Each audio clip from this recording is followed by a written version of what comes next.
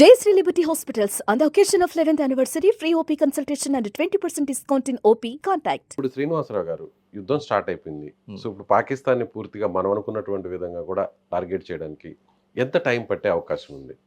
మనం ఇప్పుడు ఒకవేళ మనం డిసైడ్ అయ్యామనుకోండి, పూర్తి స్థాయిలో మనం డిసైడ్ అయిపోయాం, దేనికైనా రెడీ, విత్ ఇన్ డేస్ లో మనం ప్రిపేర్ అయిపోవచ్చు.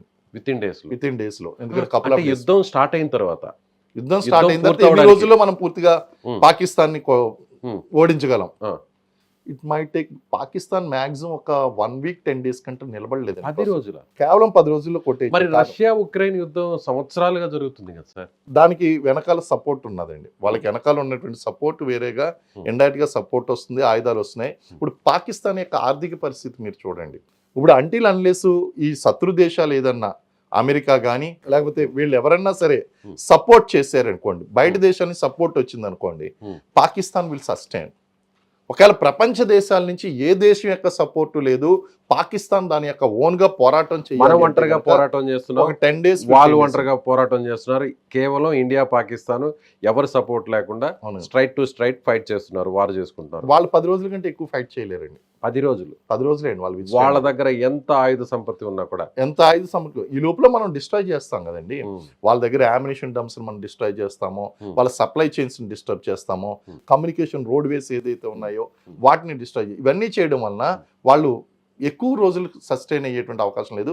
అలాంటి ప్రయత్నాలే మన మీద జరుగుతాయండి. మనల్ని కాపాడుకుంటూ వాళ్ళ మీద చేయాలి. మనమైతే ఎన్ని రోజుల వరకు, ఎన్ని నెలల వరకు కంటిన్యూస్ గా ఆపకుండా యుద్ధం చేసేటువంటి శక్తి సామర్థ్యాలు మనం వెళ్తున్నాయి? వీ కెన్ డూ అండి. ఇది మోర్ దాన్ మంత్సే మంది నడుస్తుంది అండి. నెలల తరబడైన ఎగ్జాక్ట్ స్పెసిఫిక్ ఇన్ఫర్మేషన్ ఇవ్వను కానీ మనకి ఏంటి అంటే ఆ పాయింట్ ఆఫ్ టైం కనుక మనం చూసుకున్నట్లయితే, ఆ పాయింట్ ఆఫ్ పీరియడ్ కాకుండా పీరియడ్ ఆఫ్ టైం చూసుకుంటే కనుక కపుల్ ఆఫ్ మంత్స్ పైగానే మనకు సస్టైన్ అవుతుంది. There is no problem. కానీ ఓన్లీ వన్ థింగ్ ఏంటంటే ఈ నష్టం వల్ల కొన్ని దశాబ్దాలు వెనక్కి వెళ్ళిపోతాం. ఒకవేళ యుద్ధం జరిగింది, దీనికి స్ట్రైట్ గా ఒకే ఒక ఆన్సర్ తో యుద్ధం జరిగింది, అది ఎంత సీరియస్ యుద్ధమైనా లేదా చిన్న యుద్ధమైనా మన దేశ ఆర్థిక వ్యవస్థ ఎన్ని సంవత్సరాలు వెనక్కి వెళ్ళే అవకాశం ఉంది? మేబీ 20-30 ఇయర్స్ అండి. మినిమం, నేను చెప్పింది మినిమం 20-30 ఇయర్స్.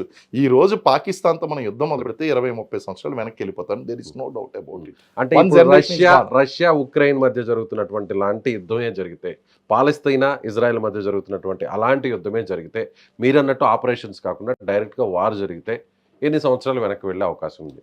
పాకిస్తాన్ కనీసం ఒక 100-200 సంవత్సరాలు వెనక్కి వెళ్ళిపోతుందండి. ఇండియా వచ్చి కనీసం ఒక 30-40 ఇయర్స్ వెనక్కి వెళ్ళిపోతున్నాయి. There is no doubt. ఆ స్థాయిలో, భారీ స్థాయిలో జరిగితే కనుక. లేదు ఏదో చిన్నది జరిగి విత్ ఇన్ కపుల్ ఆఫ్ డేస్లో అయిపోయిందంటే, మినిమం యుద్ధం స్టార్ట్ అయినందుకన్నా సరే మినిమం మనం 1-2 దశాబ్దాలు వెనక్కిపోతామండి.